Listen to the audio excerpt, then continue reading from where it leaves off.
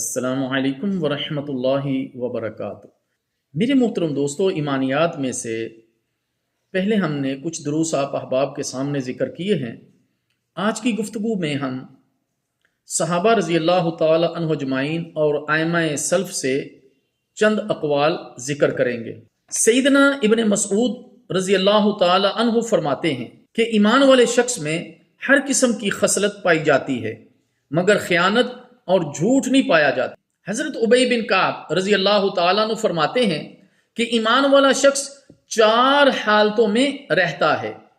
اگر اسے آزمائش پہنچتی ہے تو اس پر صبر کرتا ہے، اگر اسے کوئی نعمت ملتی ہے تو وہ اللہ کا شکر ادا کرتا ہے، اگر بات کرتا ہے تو سچ بولتا ہے، اور اگر کوئی فیصلہ کرتا ہے تو عدل و انصاف سے کام لیتا ہے۔ حضرت حسن بصری رحمہ اللہ تعالی فرماتے ہیں کہ مومن آدمی میں رجاء و خوف دونوں چیزیں ہمیشہ موجود رہتی ہیں۔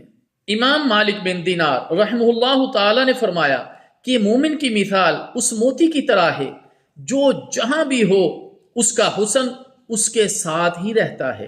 اسی طرح شفیق بن ابراہیم بلخی رحمہ اللہ تعالی نے فرمایا مومن اور منافق دونوں دو خصلتوں میں مشغول رہتے ہیں۔